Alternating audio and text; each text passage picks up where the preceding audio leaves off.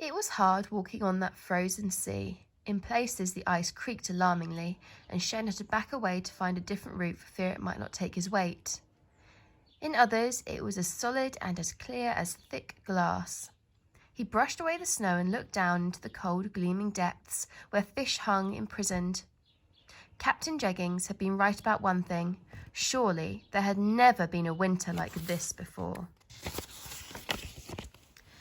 As Shen reached the shore, the sun came up, peeking nervously over the edge of the icy world and scattering sequins on the snow.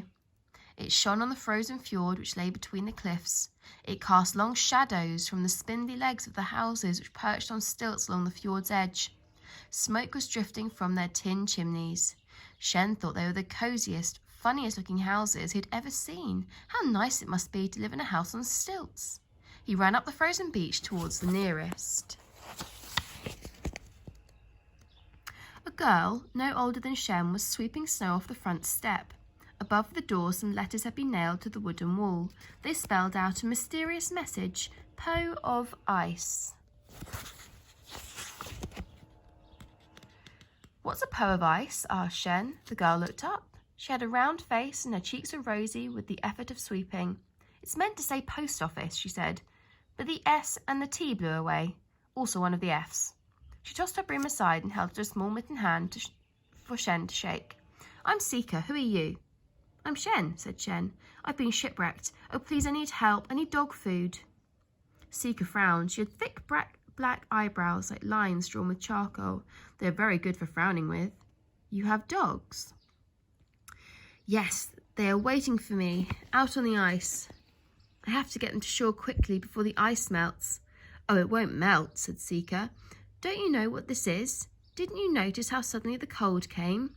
This is no ordinary winter. This is a magical winter.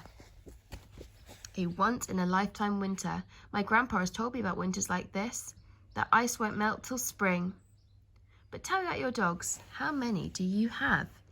66, said Shen. 66? Yes, I'm afraid they'll need quite a lot of food. And I don't have any money. Seeker was looking at him, and her eyes were sparkling just as brightly as the sunlit snow. "Never mind money.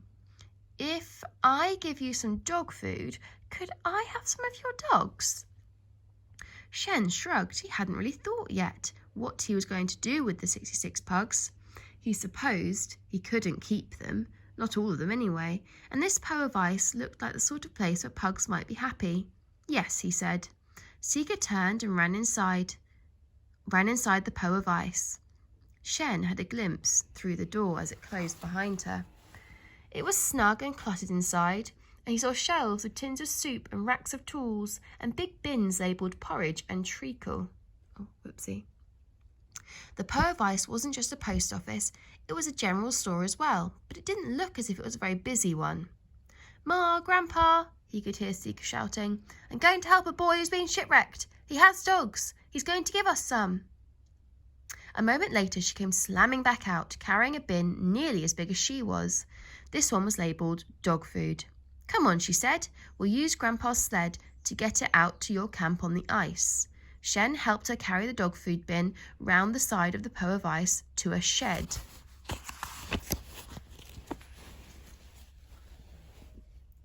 When Seeker booted the door open, the pale snow light shone in and showed Shen a strange shape. As his eyes grew accustomed to the dim light, Shen saw that it was a magnificent sled with sleek whalebone runners. "I've never seen a sled like that," he gasped. "Grandpa built this sled when he was a boy," said Seeker. "But we don't have a dog team to pull it anymore. That's why I'm so glad you showed up, just in time too, on the first day of true winter." Shen wasn't quite sure what she meant. "So if you don't have any dogs to pull it," he said, "how are we going to get it out onto the ice?" Seeker did an eyebrow thing at him, as if to ask, "How stupid are you? We're going to push it, of course," she said.